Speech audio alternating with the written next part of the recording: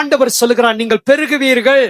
The Lord says that you will multiply. இது தேவனுடைய வாக்குத்தத்தம். This is God's promising words. நீங்கள் உலக பிரகாரமாகவும் ஆவிக்குரிய பிரகாரமாகவும் பெருகிக் கொண்டே இருப்பீர்கள். You will multiply spiritually and earthly. ஆதியாகமம் புத்தகம் 1ஆம் அதிகாரம் 28வது வசனத்திலே பார்ப்பீர்கள் என்று சொன்னால், You see in Genesis chapter 1 verse 28, நீங்கள் பலுகி பெருகி பூமியை நிரப்பி ஆண்டு கொள்ளுங்கள் என்ற ஒரு ஆசீர்வாதத்தை ஆண்டவர் வைக்கிறார். the Lord keeps up God's blessing. The multiplication is God's blessing.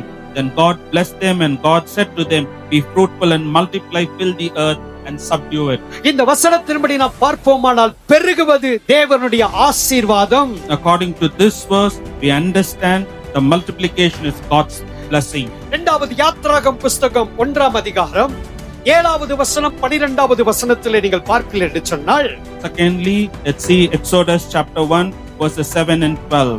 இஸ்ரவேல் புத்திரர் மிகவும் பலுகி ஏராளமாக பெருகி பலத்திருந்தார்கள்.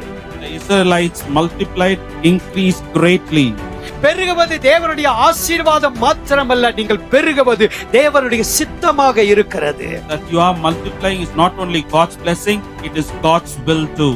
மூன்றாவது நீதிமொழிகள் புத்தகம் 14ஆம் அதிகாரம் 28வது வசனத்திலே நீங்கள் பார்ப்பீர்கள் என்று சொன்னால், Thirdly, we see in Proverbs chapter 14 verse 28 says, ஜனத்திரட்சி ராஜாவின் மகிமை என்று சொல்லப்படுகிறது. in the multitude of the people is the king's honor. அப்ப நீங்க பெருகுவது தேவனுக்கு ஒரு மகிமையை உண்டாக்குகிறது. That when you multiply, it brings glory to God.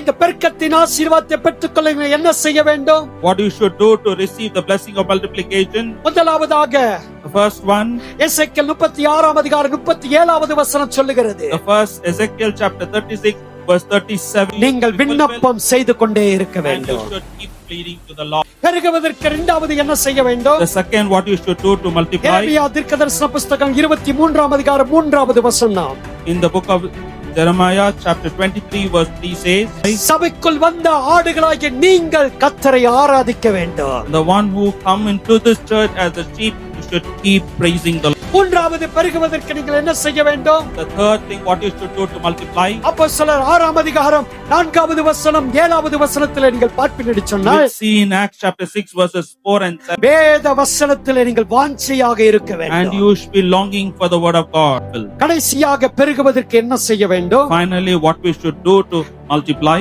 2 கொரிந்தியர் 9ஆம் அதிகாரம் 6வது வசனத்திலே சொல்லப்படுகிறது, 2 Corinthians chapter 9 verse 6 says, மனப்பூர்வமாக கொடுக்க வேண்டும். and the Lord says you should give wholeheartedly.